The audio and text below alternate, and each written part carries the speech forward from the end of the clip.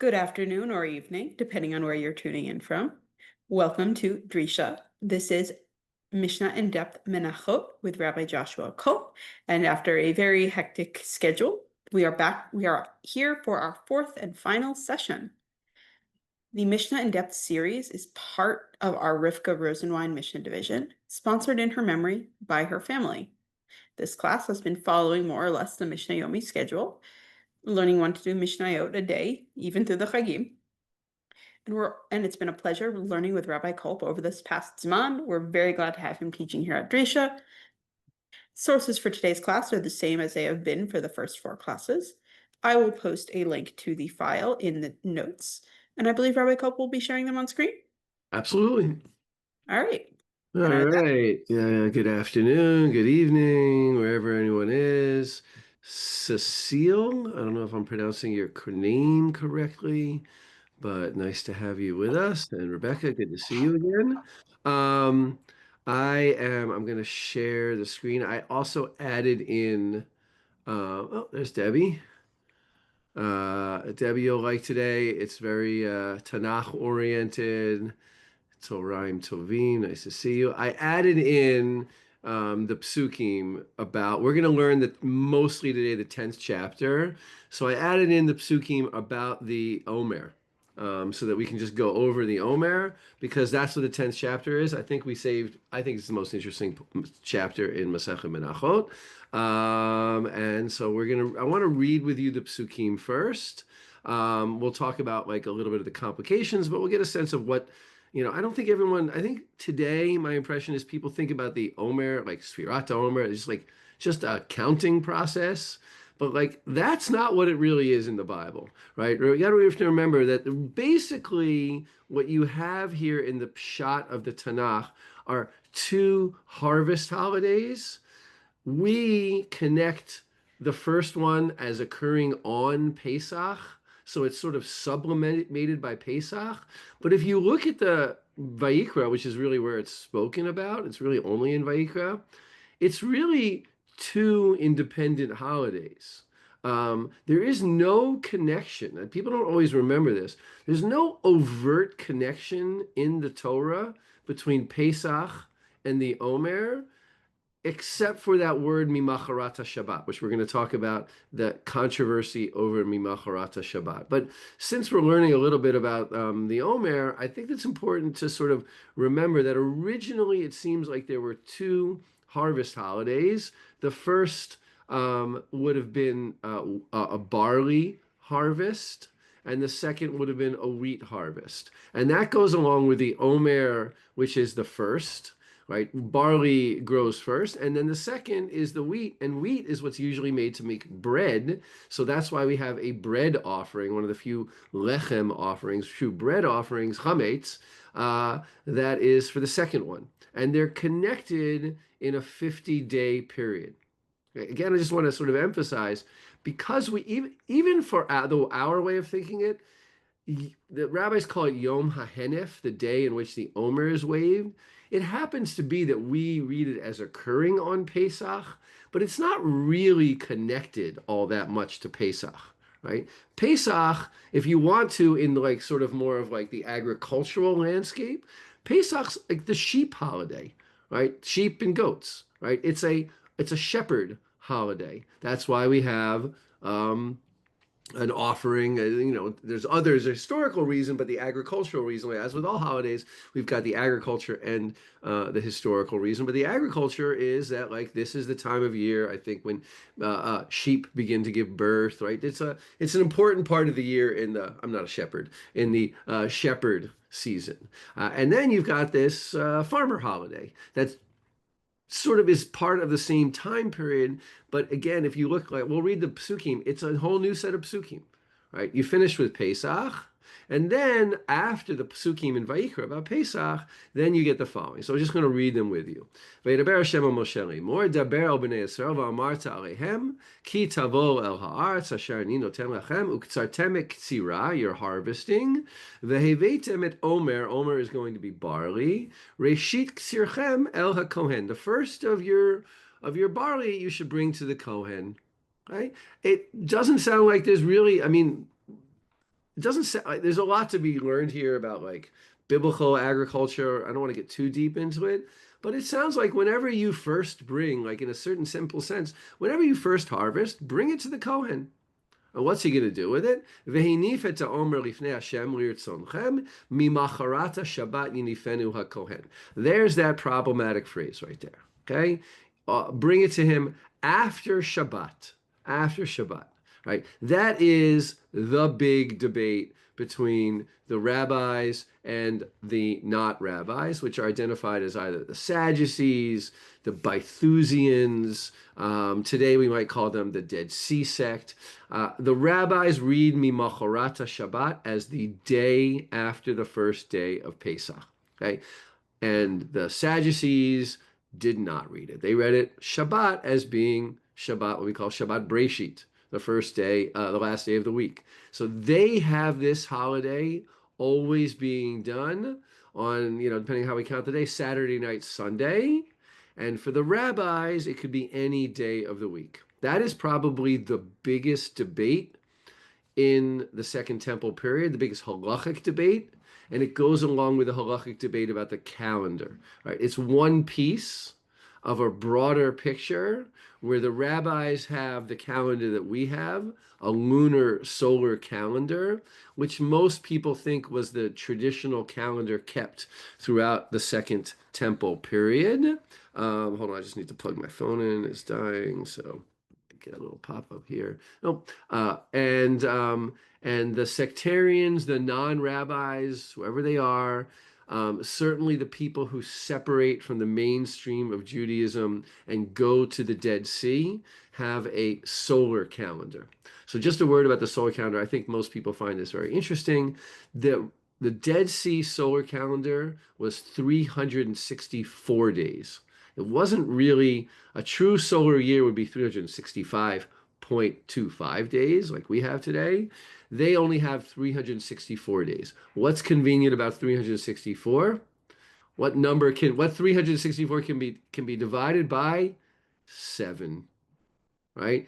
It's convenient. You can divide 52 weeks in a year. And what that means, if you have a calendar that can be divided by 7, the day of the week the holidays will always fall on the same day of the week. It's actually very convenient, right? When you think about it, like it's always like, oh, what day of the week does Rosh Hashanah fall on? What does the week this fall on? Our holidays run around from time to time. There's a little bit less so because we have a fixed calendar, but our holidays can, for the most part, be any time of the week, right?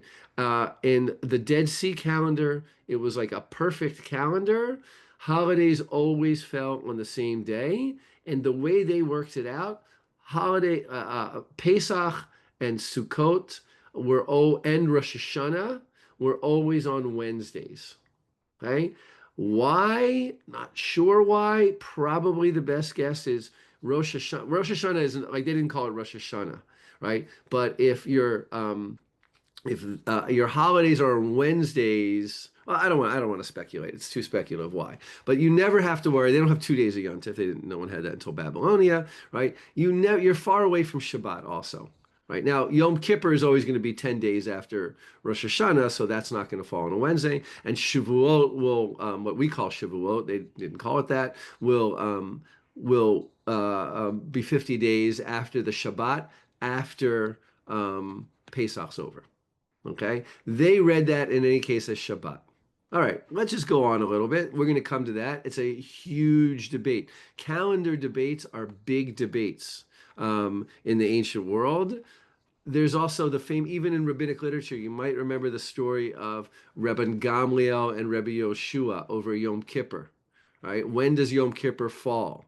That was a huge debate. The one who controls the calendar controls basically what people's lives, right? People's lives live by a holiday calendar. If you do your offerings on the wrong day, then they don't count, right? Like you can't. And if you kept Yom Kippur, I remember there have been groups in Jewish history who tried to move Shabbat to Sunday. Right. But you can't really do that. It's just not the same thing. You might be able to get a day of rest, right? But you can't you can't really move days of holidays around. That is not an easy thing to do. So, so this is a huge debate. Any questions about that, by the way? For them, it would fall on the 15th of the month. I'm not going to get like, they would always have, just if you do the calculation, Pesach would be from the 15th to the 22nd. And since it's always over on a Tuesday, it starts on Wednesday, it's always over on Tuesday, a 7-day holiday. The following Shabbat would be the 26th. And a month and a half later, 50 days later, would always be smack in the middle. So they have another day, it's like in the middle of the month, the 15th of the third month of the year. They didn't call their months by arc months. All right, any questions about the calendar? All right. Then we've got just like the details. What do you asita miyom nifchem and omer kevis tamim ben shnato leolah Hashem? You also have a sacrifice, and then you have a mincha. I'm not going to read all of that. Velechem vekari vekarmel lo tochlu ad etzem hayom hazeh. You can't eat new grain until that day. The Omer is what allows you to eat the new harvest. Ad haviachem et korban Elohechem chukat olam ledorotechem b'chol moshvatem, until you bring the korban. And then you count, usfartem lachem imacharata Shabbat. You count another miyom haviachem et Omer tznufa sheva Shabbatot tmimot tiena. That's also, by the way, like a key word here. 7 complete weeks, right? The pshat probably is, quite frankly, more like the Sadducees, right? The rabbis' pshat forces us to read Shabbat as Yom Tov, and we have to say 7 complete weeks, right? 7 complete weeks sounds like Yom Rishon Ad Shabbat, right? Not the way it is for us, which is 7 weeks, but they're not like the weeks from the beginning of the week to the end of the week. Right? There's a lot of literature on this. So actually, not as much as you might think, but it's a little hard to tease it out. But we know for sure that this was a huge debate. Right? So their Shavuot, that second holiday, will always be on Sunday. Right? Ad mimacharata Shabbat, there it is again. Until after Shvi'it, till after the 7th Shabbat.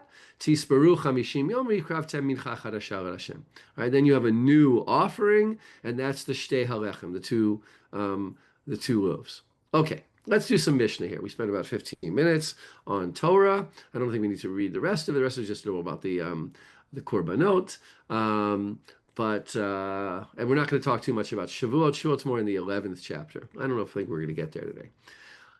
Let's start with the 10th chapter. The 10th chapter is a special chapter because it has a whole tekes, right? A whole ceremony for the Omer that's not there in the Tanakh, right? It's something that sounds like it's reflecting things that were done in the Second Temple period, but it's not there in the Tanakh. It's not surprising that the temple would develop rituals, procedures that to elaborate, to make the bare bones facts that are given us in the Torah, to make them a little bit more elaborate. We have that with like the lulav and the arava, things that are mentioned in the Torah, but we don't get enough details. And the rabbis elaborate also on with Bikurim. Also with Bikurim, right? There's a lot of them that we have where, they're not changing the essential korban. That stays the same, but they create a much more fancy ritual with more musical accompaniment, more speeches, parades, prayers. All of that is not there in the Mikra itself. Rabbi Yishmael Omer, Haomer haya ba b'Shabbat mishalosh se'im u'bechol mechamesh. So Rabbi Yishmael, what's very interesting about this Mishnah I think is fascinating, is that Rabbi Yishmael, Friday night can be the beginning of Omer, right? Meaning the first day of Pesach would fall on Friday, Thursday night, Friday, and then Friday night you would begin the harvesting of the Omer, okay? Which would mean that you're actually doing malacha on Shabbat, okay? Because if you read the Torah as saying you have to do this on this day, so that'll override Shabbat. For the most part, things that have to be done on a particular day will, even if there are violations of malacha, such as the Musaf offerings on Shabbat, the Tamid offered on Shabbat, there's certain things, or even things that are done outside the temple, Brit Milah being the most famous example, if they override Shabbat because they have to be done and they have to be done that day.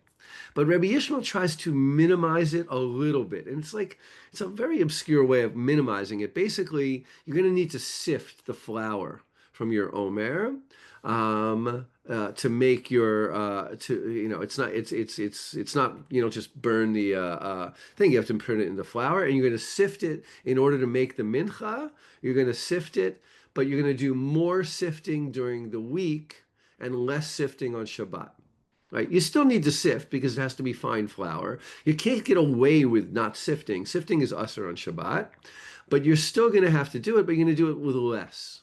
Okay? Which means that you're going to sacrifice a little bit of the quality. It's going to be a little bit coarser than it will be during the week. Okay? Now, the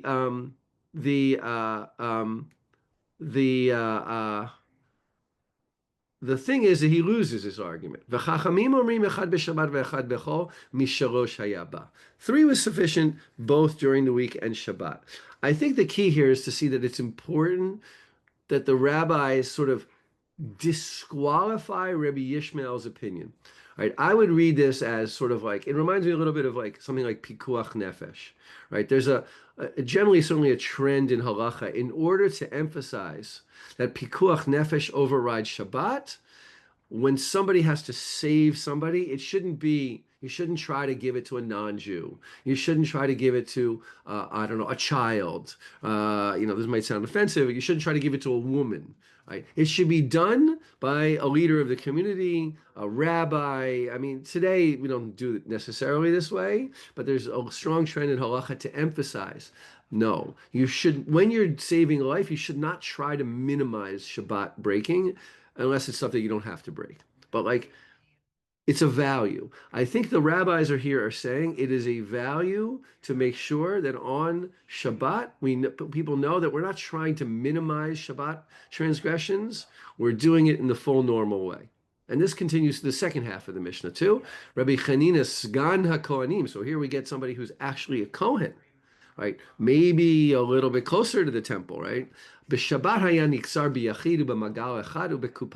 Shabbat, only one person harvests. He uses one scythe and puts it into one basket. Right? We tone it down because we don't want to be breaking Shabbat. Ubechol, during the week, then you have bishlosha, 3 people. Right? 3 is like a more ritually, let's say, more. It creates more of I don't know, more of an impression when you have 3 people doing it. So you have 3 people with 3 baskets and 3 scythes, 3 harvest instruments. Chachamim אומרים אחד בשבת ואחד בחול בשלוש ובשלוש קופות ובשלוש מגלות. The rabbis say on Shabbat we do it the exact same way. We have 3 people doing it. All, as I think later on we're going to see, to emphasize, and the Mishnah even I think is structured so that we will think, oh, I see that there are some positions that try to minimize Shabbat transgressions, but that's not how we hold. We hold we should do the same exact way as we do it during the week. I think because we want to make sure if you try to minimize it, if you think about it this way, if you try to minimize Shabbat transgressions, people might think, this isn't really all that legitimate, right? Really, we're uncomfortable, and maybe the Sadducees are doing it in a better way. The rabbis are emphasize, nope, this is the best way of doing it. This is the only way of doing it, right? And it overrides Shabbat, and you should, without a hesitation, have the same amount of people harvesting, right? Which is, definitely not something you're allowed to do on Shabbat. It's even explicit in the Torah. Right? You're not allowed to harvest on Shabbat. All right. That's what I got to say about the first Mishnah. Rebecca, you had a question?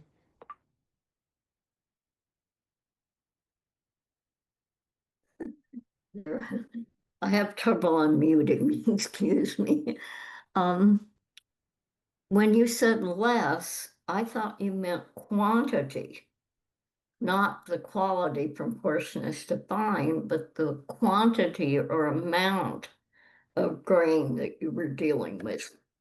And then you The read shalosh the se'im. Yeah, I hear what you're saying. the 3, so that Yeah. answers it.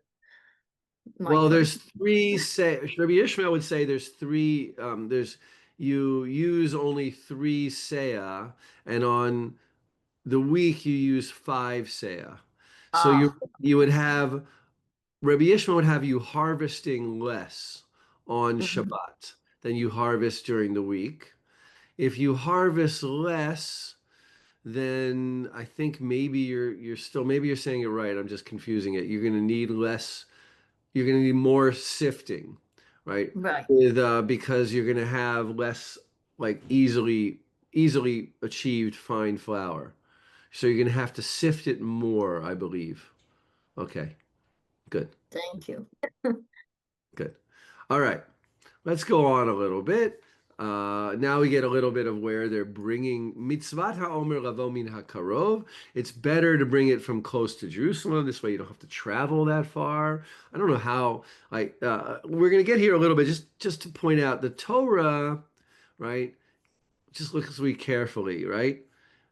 דבר בני ישראל ואמרתם עליהם כי תבואו הארץ אשר אני נותן לכם וקצרתם את הקצירה, you harvest, and then at some point you should bring ראשית קצירכם אל הכהן. It doesn't say that you have to harvest on that day, right? We're going to see the rabbis have a preference that you actually harvest it that day. The stuff that the omer, the wheat, the barley that you're going to use for the omer would be better off being harvested that day than earlier. But that's not, doesn't have to be done that way. Okay? Because if you can't find barley that you can harvest close to Jerusalem and you have to travel all the way up north, there's simply not going to be enough time to harvest up north and bring the barley down to the Jerusalem. Okay, so it's better for it to come from karov, from close.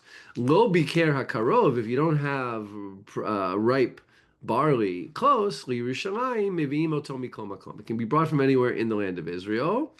Maaseh sheba miginot gagot srifim. So Safrai says gagot srifim is near Lod, not too far from where I live, but that's at least a day, if not a day and a half walk to Jerusalem, right? You're talking about 25, 30 kilometers from Jerusalem, going uphill. You probably could walk it in a day, but it's a long walk to do that in a day. Ushte halechem, this is the harvesting for the 2 loaves for Shavuot. That came one time from Bikat Ein Socher. So that's all the way up in north near Shechem.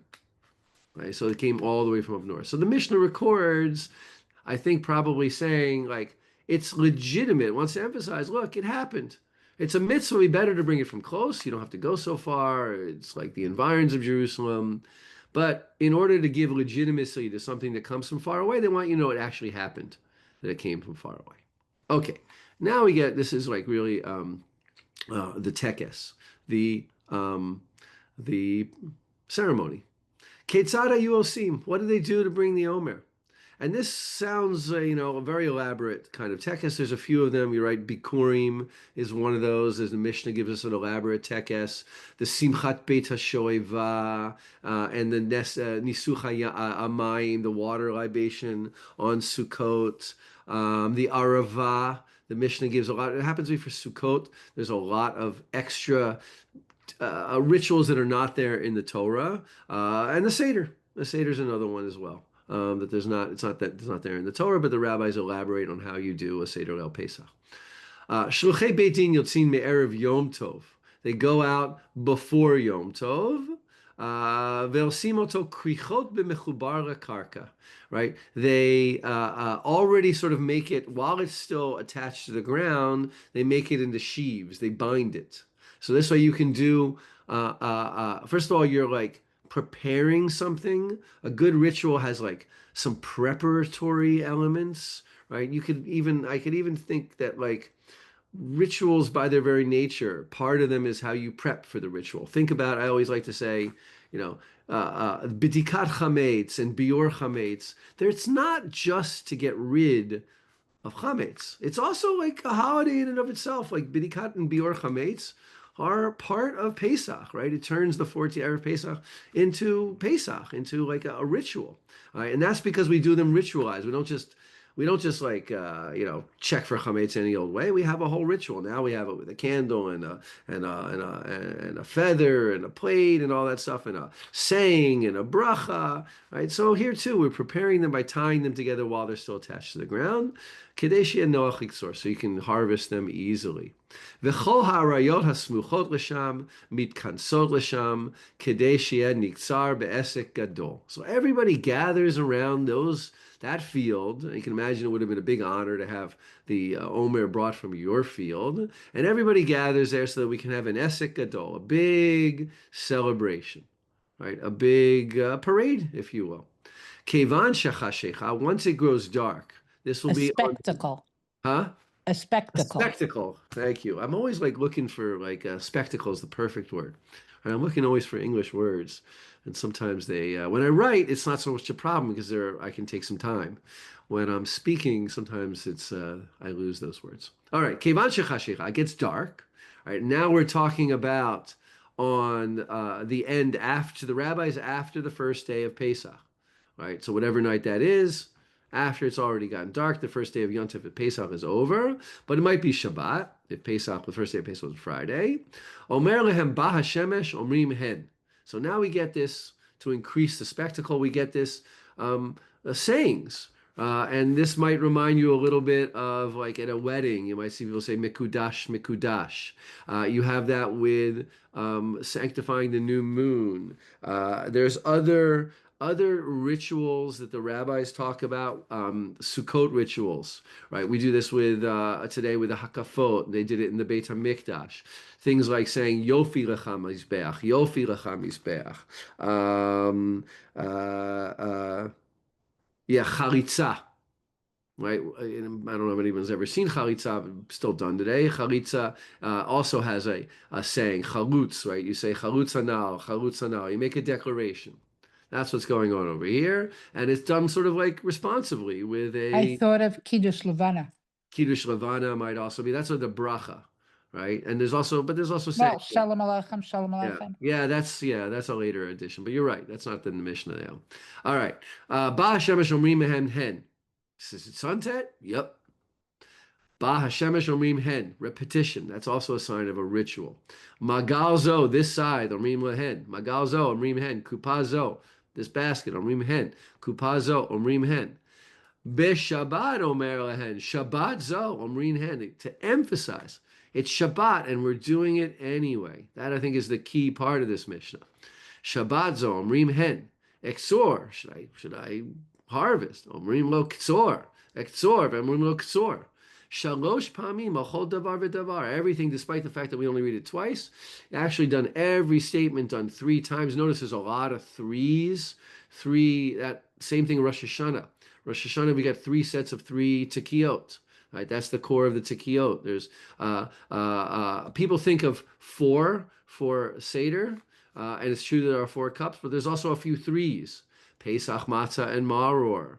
There originally were 3 Manishtana questions. So there's a lot of 3s in halacha, in ritual as well. V'kol kach lama, why do we do all of this? Mipnei habaitusim shayu omrim ein ktsirata omer b'motzei yom tov. Right? So because of the baitusim who say you don't do the harvesting on motzei yom tov, you do it on motzei Shabbat. For the Sadducees, who are just a word about the baitusim, right? The rabbis often call this group baitusim. Nobody else in the ancient world calls them baitusim. Everybody else calls them tzdukim. The rabbis use the word tzdukim also. Sadducees, other texts use the word tzdukim as well. The only one who ever uses the word Essenes, you may have heard the word Essenes, right? Another group. The only person who uses the word Essenes is Josephus. Okay? It is very confusing, right? The Pharisees definitely oppose the Sadducees. That's 100% clear.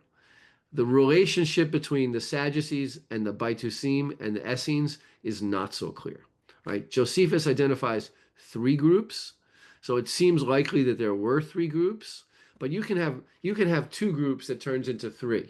A lot of scholars, I think, today think there was 2 groups there were Pharisees and Sadducees, or let's call them that, and eventually the Sadducees split even more, some forming a breakaway group, and some maintaining sort of the mainstream Sadducees. A lot of scholars think that the Dead Sea sect was a breakaway Sadducean group, right? And that could be overlapping with the Essenes, right? And also, what divides these groups is both halacha. There's a lot of halachic disagreements with them, but it's also theology divides them. They're divided on a lot of issues and calendar, right? If you look, for instance, at the Christian Bible, one of the things that, and in Josephus, Pharisees believe in life after death or in a world to come, and Sadducees deny that, right? That's a theological disagreement. And there probably are other theological disagreements as well. But it's halacha for the most part. They seem to disagree on halachic matters. Did they daven together? I don't Like know. the Bigger question for you about Lamalshinim were davening. against. How did the temple work? If the temple, like, let's leave aside davening, right? I can go and daven with people. It's not all that hard. I mean, I don't think that there was the prayer that we're familiar with is probably a second temple creation, a post second temple creation. No, I'm talking about the Lamalshinim. Who is that against? It's hard to know, right? It's hard to know, but all of the even according to the Gemara, that prayer doesn't exist until after the destruction of the temple. The Gemara thinks that I think for the most part, most scholars think that the organized prayer that we have today is a post Second Temple thing. There is occasionally the rabbis attributed to the Avot, but that's not probably historical. But And the Stukim were when? the Stukim, so that's a good question. I think most scholars would trace a split to sometime in the early Maccabean period, right? So you're talking about the early second century BCE. So Right. sometime the Maccabean revolt was 166 to 167. BCE. Part of the problem is we don't really have a lot of written sources from the end of the Bible to the beginning. Like we have some, but not a lot. Like in the fifth, fourth, third century BCE, there's just not a lot of like sources that are left. For the rabbis, there's nothing, right? There are a few sources around, but the books of Maccabees, for instance, aren't written until the second century. But by the middle of the second century, it seems quite clear that there are divisions, and Josephus describes this as well. There are divisions forming in Judaism, and there's power struggles, particularly over who gets to control the temple, right? Prayer is one thing, but controlling the temple, that is, and the rabbis record this as well, right? That is really where your seat of power. Certainly if you're a religious leader, and even if you're a secular leader, if you get to decide what goes on in the temple, then you're basically dictating to Jews how they live their lives. And the Pharisees and the Sadducees have a lot of arguments about what goes on in the temple, and they're going to be vying for power. Some of that is just the same way everybody always. How do you vie for power? You find the powerful military leader, and you convince them to follow the way you want to do things, right? If you're, this is all throughout human history. If you're, a priest in the Catholic Church, well, you don't have an army. You want to make sure that the king appoints you or your friends or your colleagues, wherever it is, to be the head of, the local church. And that's going to be, throughout. I mean, I think popes and kings are always vying for power. And there is a history of the Sadducees and the Pharisees, let's say, one being in power and the other one gaining power, right? Usually by currying favor with political leaders. And sometimes political leaders have certain leanings, right? My mother's father was a Pharisee, so I want to be a Pharisee, right? Or my mother's father was a Sadducee, so I'm going to install Sadducean priests, right? The temple, right? Also the word tzadok, by its very nature, comes from it's a priestly group, right? Tzadok is a priest. Sadducees are more associated with the temple. Pharisees seem to have joined more popularity outside the temple, right? Josephus says the Pharisees were very popular. Right, but popular doesn't always mean that you gain control of the temple. Okay, in any case, I doubly want to point out how The argument over the date of Shavuot is also a Shabbat argument. For the rabbis, the harvesting of the Omer can supersede Shabbat. It doesn't always, depends when it falls. And for the Sadducees or the Bithusians, it will never override Shabbat because it always falls during the week, right? Excuse me, Saturday night. It will always fall. Shavuot, what we call Shavuot, they didn't call it Shavuot, will always fall Saturday night, and the harvesting of the Omer will always begin Saturday night after Shabbat is over. And in the landscape, in the debates between the Sadducees and the Pharisees are actually more lenient on Shabbat rules. Generally speaking, it seems in almost all of the disputes, the rabbinic position is more lenient on Shabbat than is the Sadducean position. Right? I'll give you an example.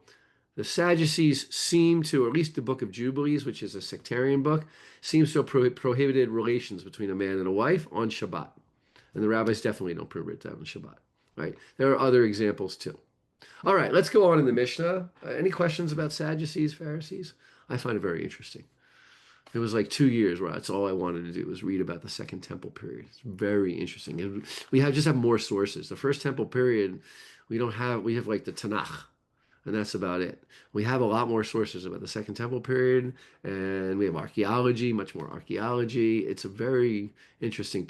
I also think it reminds me a little bit of our period because you have different Jewish groups vying for power, arguing that's both power arguments and religious arguments, which is still very common in Judaism today. All right. Going on with the tekes, our spectacle, if you will. Tsaruhu anatnua bekupot. Right, they cut it down, they put it in the baskets. Haviu lazara, they bring it to the courtyard. Hayu mehavhin oto beor kedei lekayem bo mitzvat kali divrei Rabbi Meir.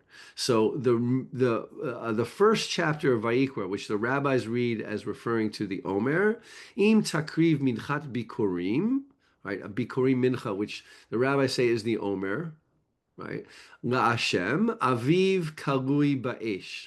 Right, and the spring, kalui ba'ish, geris karmel takriv et minchat bikorecha. Geris karmel is like the pearls of wheat. In modern Hebrew, you go to the store, you buy greasing, right, which are barley corns, but it has to be burned, right? Kalui is roasted, not burned. So when you do that, if you do that before you, just as soon as you harvest it, you could burn stuff, right? That's part of the problem over here, right? V'chachamim omrim bekanim u'bekrichot chovtin oto kedei shelo yitma'ech, right? The rabbis say that they first, before you burn it, you first beat it, but not too hard. You beat it like softly, so it's not going to get all, like, because you want to get out the grains over here in order that it doesn't become sort of all like destroyed. And then you put it in the abuv. The abuv is a pipe. Natnu ala abuv. You put the grain into the pipe. Abuv hayam minukav. The pipe is pierced. Kedei sheyeh or sholet bekulo. It'll give it a let's say a more even kind of roasting, right? Than roasting it while it's still on the stalks. That's going to be a much harsher kind of roasting. So, but you have to roast it according to everybody because the Torah says so explicitly. Shatchu ba'azara v'haruach menashevet bo. Then they would lay it out in the courtyard to cool down after it's so hot. Can't grind it while it's hot, so that the wind would come and cool it off. Natnu abarechaim shel grosot. They would put it into a mill, right? With grosot, I think is the when they put in the I can't say it in English here. How do I say that in English? I'm losing my English. Like, nope, that's 10-4. Let's see how I translate it. A grist mill. I don't know. It's like you score The hull. Huh? I think the hull, the husk. Uh-huh. Not sure if that's what it means there. All right. Rechaim shel grosot, I thought it meant was like it was like gristy on the bottom so that it would would grind it better. All right. והוציאו ממנו עיסרון שהוא מנופה מ13 נפה והשאר נפדה ונאכל לכל אדם. So here's the next thing the Mishnah is interested in, is that you're going to make a tenth of an ephah. That's the amount of flour you need. That gone through 13 siftings. This is the most sifting that you do because it's the rawest, right? It hasn't been aged well. The normal way of harvesting and making bread or grain or flour would be to let your grain dry out a while, right? The fresher it is, the more coarse it's going to be. So they had to sift it 13 times. That's going to leave a lot of extra.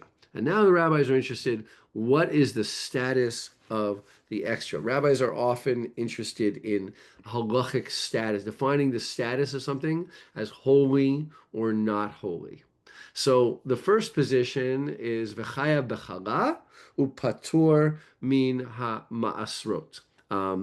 So it was sanctified, and that exempts it. Something that's sanctified, holy, does not have to have masrot taken out of it, tithes or truma in this case. But since you're going to make it into bread later on, you always have to separate challah. Even something that was sanctified, you can't make it into bread without separating challah. But according to the first opinion, the extra was sanctified by the very fact that you harvest it with the intention to use it for the Omer, and so therefore it's exempt from tithes. Rabbi Akiva mechayev b'chalu masrot. Rabbi Akiva says he's obligated for both challah and masrot. Rabbi Akiva thinks it was never sanctified. Right? I think I noted this in the comments over here. Rabbi Akiva may be digging more into a person's intention. When you harvest all this barley, your intention is only to offer a tenth of an ephah, not a lot. You're never intended to sanctify the extra stuff that wasn't good enough to use for your fine flour. So Rabbi Akiva would say, since your mind was not on that, that was never sanctified. The first opinion would just say, look, it was cut. It was, when you cut that omer, all of it was potential. Right? All of that barley that you cut was potentially physically going to become the sacrifice, the Omer sacrifice, the mincha, and therefore it all has the sacred. It's a little bit, someday I want to write a book about this, maybe my next book, a difference between how much impact does a person's thought have on the status of things, right? That's a big topic in rabbinic literature. Rabbi Akiva would be an intent, right? I'm not 100% positive this is the machloket, but Rabbi Akiva would be more of the classic rabbinic position. Your intent has a tremendous effect on the status of whether something's holy or not holy, right? Without even vocalizing anything. Whereas the first opinion is more realistic. You harvested it. When you were harvesting it, you did the same act to the tenth that was going to become the Omer, to the rest of it, right? The Asiri Taifa, the Isaron. So all of it has the same status. Now, other people can eat it because you didn't sacrifice it. So at least other people can eat it, but it has to be treated as is all holy produce. Well, Okay. in today's Mishnah Yomit, in the last chapter, that whole thing, if you said that you were going to bring an animal, but you didn't remember which one, you have to bring every single type. Yes. So that's again intent. Well, part of that is intent. Also, the part of that is the power of language also. It's part of it, right? When you make a statement, how do we interpret that statement? Rabbis are very interested in that, even though obviously, like, some of these are highly unrealistic. When you're reading the Mishnah, it doesn't sound like people could actually do this. Right, but if you intend to bring one animal, then you must bring that. Or if you intend to bring one thing, but then you make something else, then what happens to that first one? They go over and over about this intent thing many times. Yes, that is it's kind of like a weird but fun chapter. And we talk a lot about that in Nedarim. It's a lot of like that kind of material there at the end of Menachot. The power of language to change the status of something from chulin, regular, to kodesh, to sanctified. Yeah, I think it's one of the most prevalent discussions in the entire Mishnah. And it continues, right? Someday I said I want to write a book about not just about intent, but more about a difference between realism and what I would call, let's say, formalism and nominalism. It's a more fancy word. Nominalism is when I call something by a name, that's what it becomes. Right? That's a lot in that chapter as well.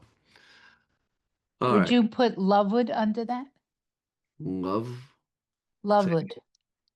You know, when you Oh, create, Lavoon? Yeah. The idea that three, no, not necessarily, right? I don't think so. Like the idea of Lavud is that certain things are so insignificant, it's as if they don't exist, right? I think any halachic system is going to have to say if something has to be covered, like what if it's like 1 millimeter? Does that mean it's open? I think that a certain Lavud is like necessary for any. Like there's certain things that are negligible.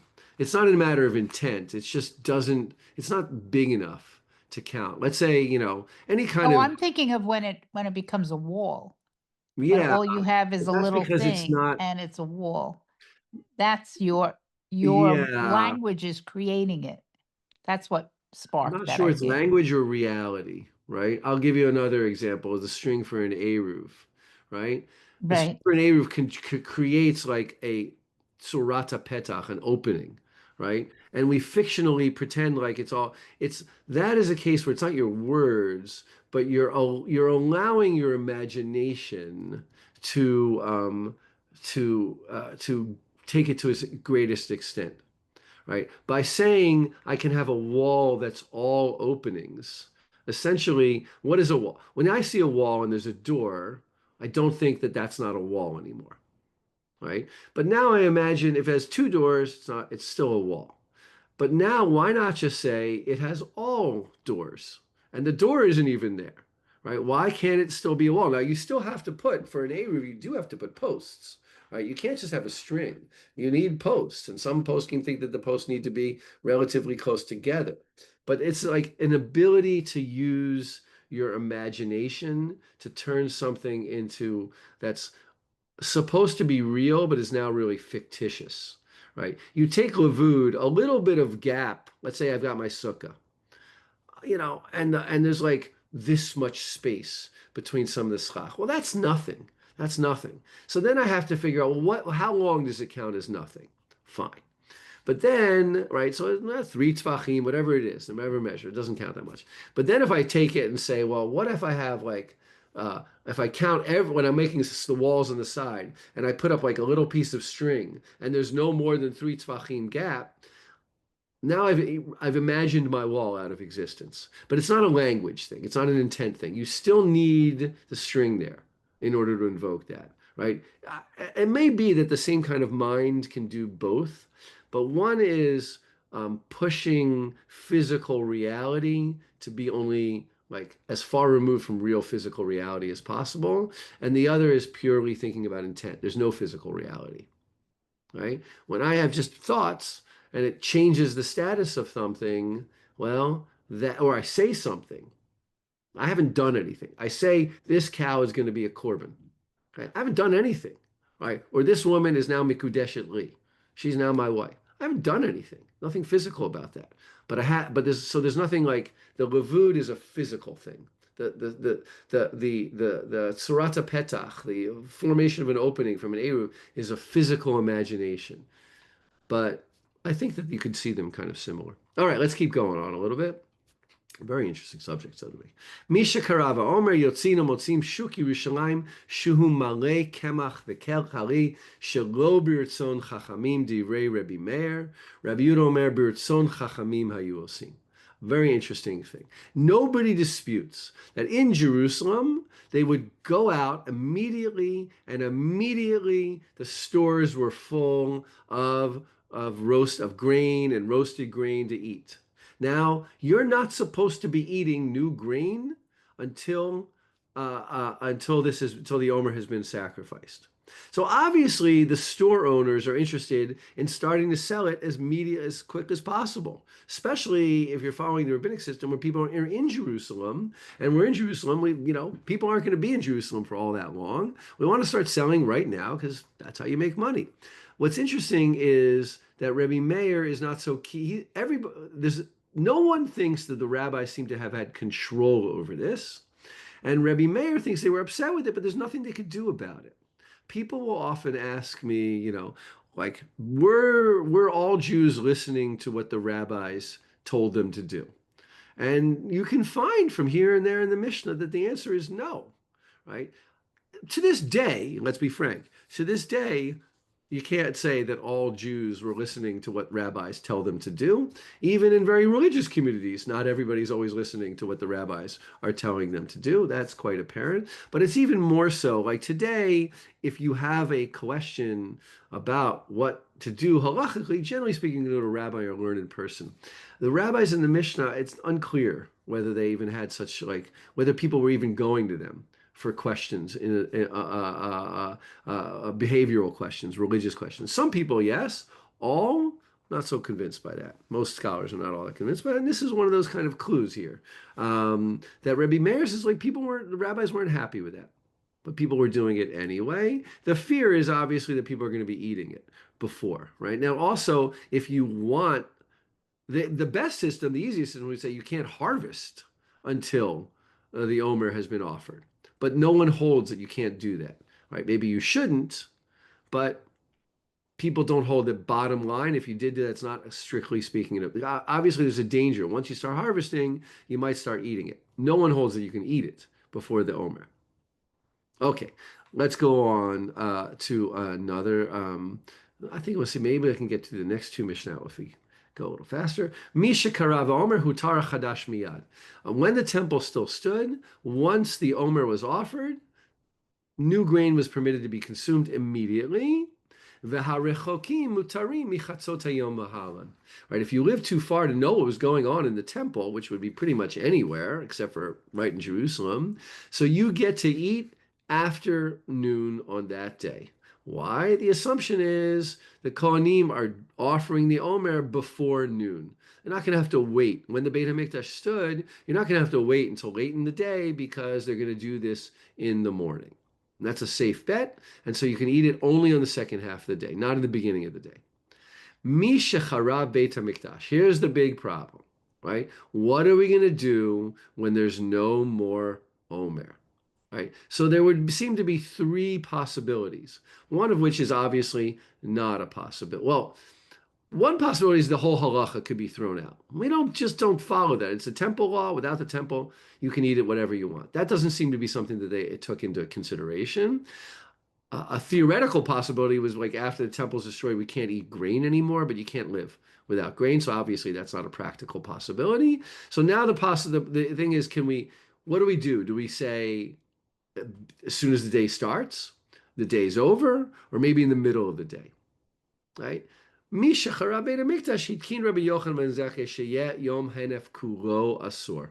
All day is prohibited, right? Without an Omer, the only thing we can do is say not eat it all day, okay? Why? The Gemara has a whole discussion. Why not just say half the day? After all, when the temple still stood, everybody was eating by half the day. And so the Gemara goes into why. I don't want to really get into that right now, right? But Rabbi Yochanan ben Zakkai, who is the mitaken takanot, he is the great legislator after the destruction of the temple, right? He prohibits it all day long, probably because that's just the safest alternative. And Rabbi Yehuda comes along and says, no, that's not just takana, v'alo mina torahu asur. That's from the Torah itself, shenemar ad etzem hayom hazeh. Until this very day, right? The Torah actually says two things: ad etzem hayom hazeh, ad hikrachtem midchad chadashan, until you offer the sacrifice. So Rabbi Yehuda would say, when the temple still stood, it's the Omer. Without the temple, right, you have to wait for the day to be over. Ad etzem hayom hazeh, all day long. Although that could be read, by the way, as ad etzem hayom hazeh at the beginning of the day. But then you'd have a conflict. All right. That's that Mishnah. The next part I explain. I want to read one more Mishnah over here. At least Hayomer Omer Hayam Matir b'Medina u'shtei halechem b'Mikdash.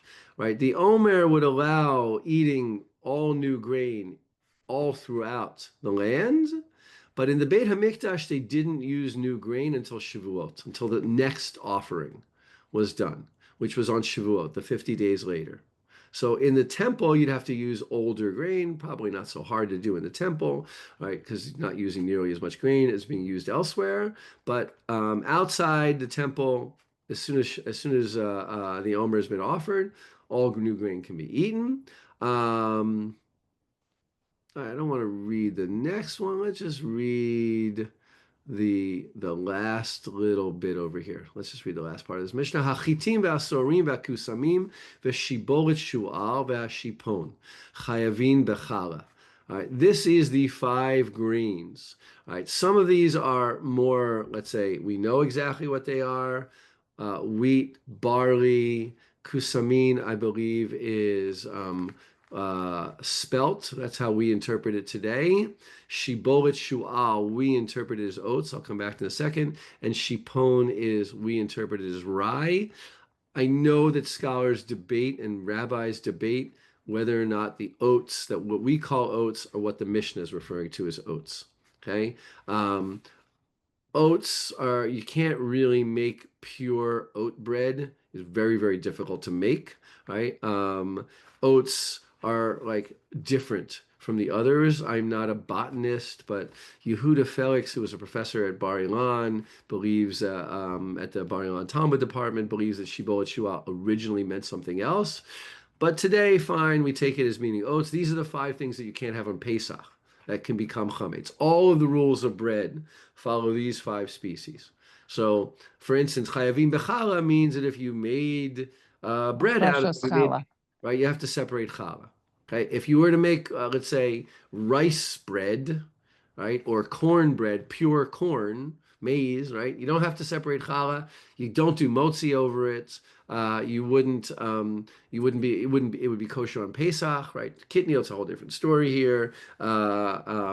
It just doesn't count for anything for bread. You wouldn't do birkat hamazon over it. All of the things that count for bread would not count for anything except for these 5 species. Mitzarfim zeim zeh, they join together. So I don't know if you wanted to do birkat hamazon and you had something that was half barley and half wheat, it counts, it joins together because they're all considered dagan, grain. V'asurin bechadash, only these kinds are prohibited new before Pesach. Umiriksor mirifnei haomer. According to this Mishnah, you're not supposed to harvest them, right? But we see people were doing that. It's not so clear that the rabbis thought it was totally prohibited. V'im hishrishu, now we just have to figure out what's new and what's not new. Him hishrishu kodem laomer haomer matiran. As long as they start shooting up, when does something become new? If it grew roots before the Omer and then you harvested it, then the Omer would allow you to eat it. But if it doesn't, if you just threw something in the ground, you're gonna have to wait for the next Omer, another year. V'im lav asurin ad sheyavo Omer haba, until the following year. All right, I think that we're going to have to finish here. It's a great parak. I'm glad we got to learn a little bit more be'iyun. Sometimes I thought we were skipping around a lot, but I'd like to finish on time. And thanks everybody for coming from Menachot. I hope you enjoy continuing to learn. We got chulin afterwards, right? Yep. Our next class in the Mishnah in Depth sequence is Mishnah in Depth Chulin with Rabbi Avi Walfish. And if you'd like to sign up, it starts next week.